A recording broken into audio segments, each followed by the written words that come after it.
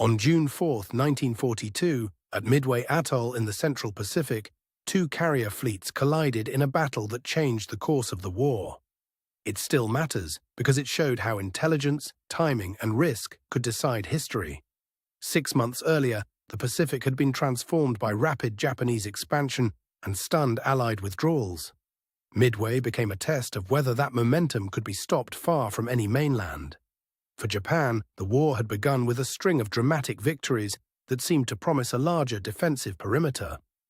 For the United States, Midway offered a chance to absorb the shock and strike back. The battle was shaped by commanders under immense pressure, each trying to read incomplete information.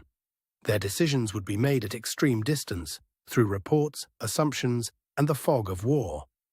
Admiral Isoroku Yamamoto's plan aimed to lure American carriers into a trap, while seizing Midway itself. On the American side, Admiral Chester Nimitz trusted intelligence, caution, and a narrow margin of time. Neither side had unlimited fuel, aircraft, or trained crews to waste. Carrier aviation depended on mechanics, deck crews, pilots, and a supply chain that had to keep moving across thousands of miles. Morale mattered too, though it was fragile and uneven. Some sailors expected another Japanese victory. Others sensed that one mistake, or one lucky break, could alter everything. The route to Midway crossed a vast ocean where ships could vanish into weather and distance. Both fleets moved in secrecy, hoping to arrive unseen and in the right order.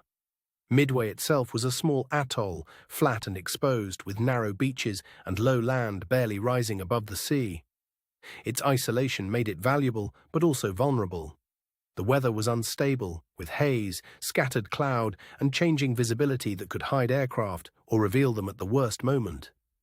In the Pacific, atmosphere was often as important as armor. Japan's plan relied on surprise, dispersed forces, and confidence that American carriers would rush in too late. It was bold, but it also depended on many moving parts staying perfectly aligned. The American plan was different. Wait, observe, and use intelligence to position carriers where they could strike first. That restraint was risky, but it gave the defenders a rare advantage.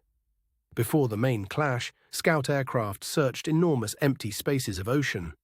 A single sighting report could redirect entire squadrons and compress hours of uncertainty into minutes.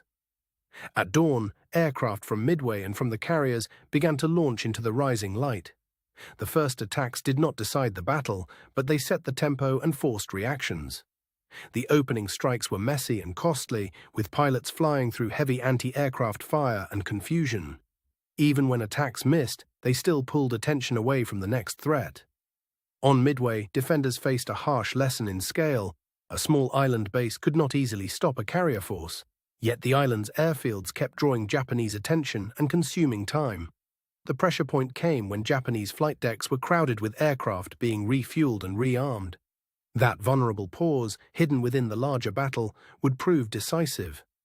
American dive bombers arrived at the critical moment after a difficult search and a chaotic approach. Their attack was not elegant, but it was time to exploit the enemy's exposed position. Within minutes, the balance shifted, fires spread, flight operations broke down, and the carefully assembled Japanese strike force began to lose its cohesion. Other Japanese ships tried to respond, but the battle had become a race against confusion. Once the carriers were compromised, the larger plan could no longer recover cleanly. The American carriers also faced danger, and not every attack succeeded. Midway was not a neat victory, but a brutal contest in which both sides took serious risks. As the fighting continued, damaged ships struggled to stay afloat, while escorts moved to rescue crews and secure the area. The sea itself became a battlefield of smoke, fire, and drifting wreckage. By the end of the day, Japan had lost 4 fleet carriers, a blow it could not easily replace. The defeat did not end the war, but it ended the sense of inevitable Japanese advance. For the United States, the victory was immediate, but not simple. Crews were exhausted, aircraft were worn down, and the cost of winning underscored how narrow the margin had been. Midway changed the strategic rhythm of the Pacific War. After this battle, Japan increasingly fought to defend a shrinking perimeter rather than expand one. The years that followed brought larger industrial mobilization, more trained air groups, and a steady American advance across the Pacific. Midway did not win the war alone, but it opened the door to a new phase. The battle also reshaped how navies thought about carriers, scouting, and intelligence. It showed that air power at sea could decide outcomes faster than battleship traditions had predicted. Historians still debate how much luck, code-breaking, and command judgment each contributed to the outcome. The safest conclusion is that Midway was won by preparation meeting opportunity. Some details remain qualified because wartime reports were incomplete and memories later diverged. Even so, the broad shape of the battle is clear, a surprise reversed by intelligence and timing. Midway Atoll today is quiet, remote, and shaped by wind, seabirds, and the sea. The old battle site has returned to nature, though its history still lingers in the landscape. Visitors and researchers see a place that feels far removed from the violence of 1942.